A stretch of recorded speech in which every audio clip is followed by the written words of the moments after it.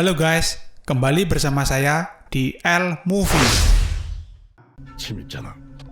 Kisah diawali oleh frontman yang menanyakan ke staf usaha penangkapan terhadap Junho. Staf melaporkan belum dapat menangkapnya. Frontman memerintahkan untuk segera menangkapnya karena para tamu VIP akan segera tiba. Dan film pun baru dimulai.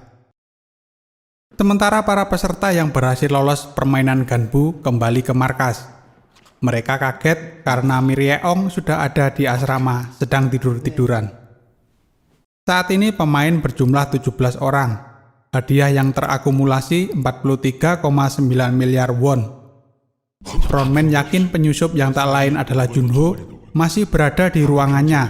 혼자 바풍도 없이 Frontman terus mencari dan menyuruhnya keluar. 어떻게 들어왔는지 모르지만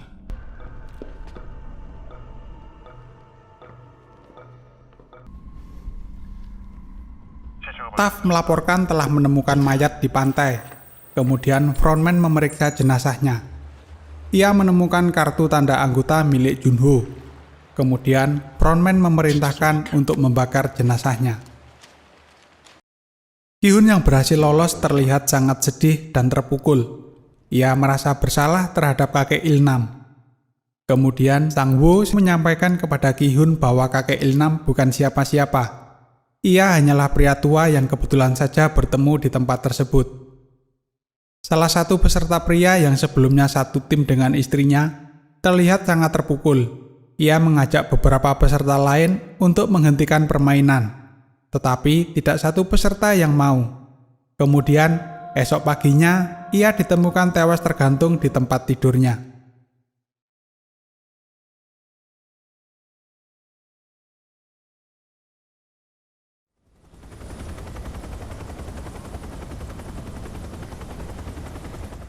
Kemudian para tamu VIP tiba. Frontman menyambut serta menjamu di tempat yang sudah disiapkan.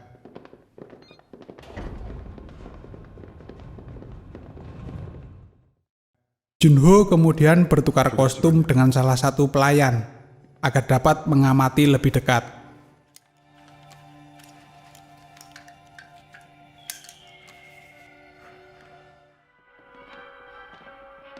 Kemudian peserta diminta bergerak menuju aula permainan dan mengikuti instruksi dari staf.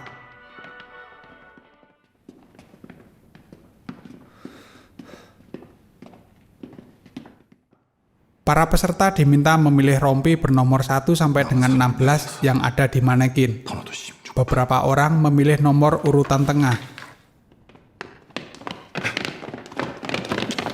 1번 하면 안 될까요? 제가 평생 뒤에 숨어서 남 눈치만 보고 살았어요. Ki-hun akhirnya mendapat nomor urutan terakhir, yaitu 16.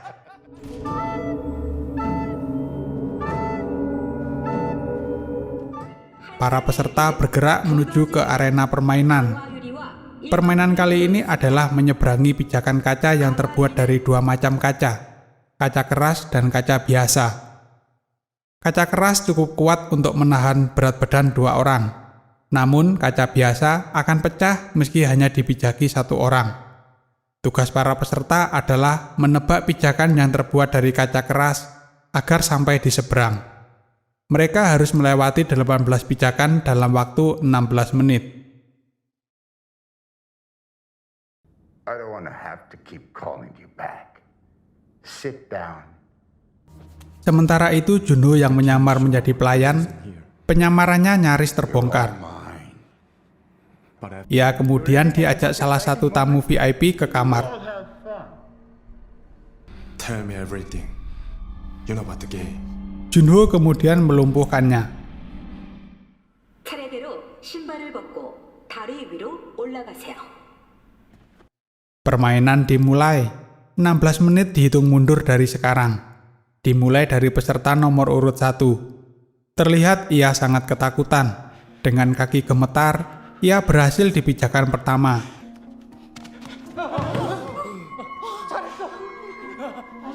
Namun di pijakan berikutnya,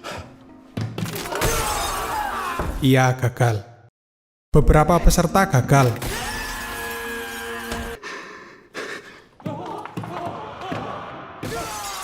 dan kini tiba giliran Deoksu yang harus melangkah. Ia tidak mau melanjutkan, karena ia berpikir akan mati sia-sia.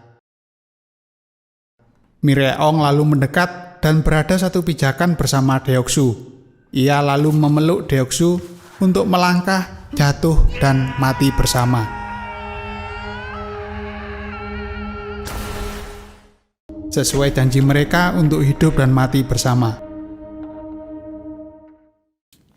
VIP는 체크야.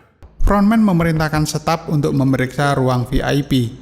Staf menemukan tamu tersebut tergeletak tak bercelana. Kini tinggal 4 peserta. Salah satu peserta mengetahui ciri-ciri kaca yang keras karena ia berpengalaman bekerja di pabrik kaca selama 30 tahun. Ia membedakan jenis kaca dengan mengamati pantulan cahaya.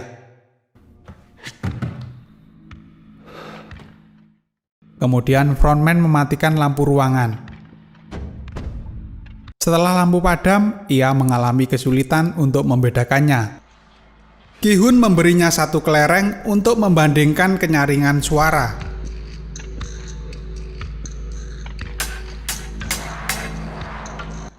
오른쪽 소리도 들어봐야 돼. Namun sayang, cara tersebut tidak berhasil. Akhirnya, Sang-woo mendorong pria tersebut.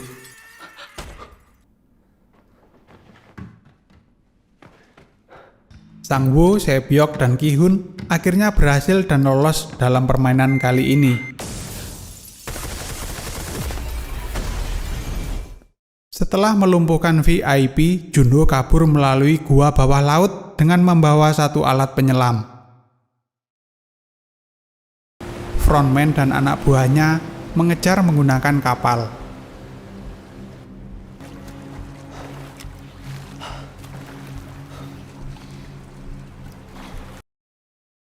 Setelah menyelesaikan permainan, mereka kembali ke asrama. Ki-hun marah kepada Sang-woo karena telah mendorong salah satu peserta. Di tengah pertengkaran, datang beberapa staf mengucapkan selamat kepada finalis. Kemudian ketiga finalis diberikan baju baru untuk acara jamuan makan malam. Se-byok mengganti bajunya. Ia juga mencabut pecahan kaca dari perutnya. Kemudian mereka bertiga mengikuti acara jamuan makan malam.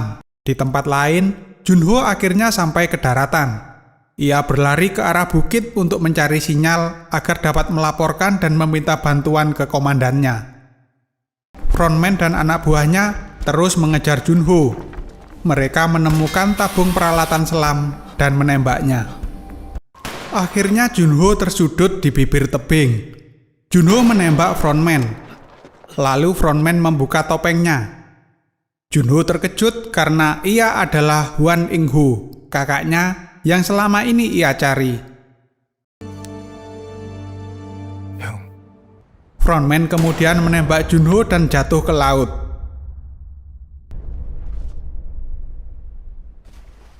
Sementara selesai acara jamuan makan malam, staf membereskan peralatan makan.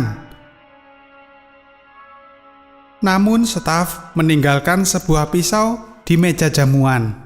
Sang-woo, Se-byok, dan Ki-hun menyadari mereka akan saling membunuh. Ketiganya lalu kembali ke markas untuk beristirahat. Malam semakin larut, Ki-hun menemui Se-byok, lalu mereka saling bercerita keluarga masing-masing. Se-byok meminta kepada Ki-hun jika salah satu dari mereka dapat keluar dari tempat ini untuk saling menjaga anggota keluarga masing-masing. Se-byok menitipkan adiknya yang di panti asuhan kepada Ki-hun. Dan tiba-tiba Se-byok pingsan.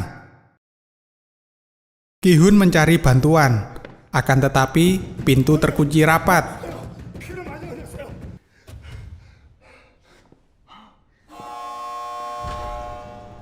Kemudian staf datang membawa peti mati. Ki-hun sangat terkejut. Se-byok sudah tewas di tangan Sang-woo. Dan film pun tamat. Tetap di L-Movie untuk episode selanjutnya.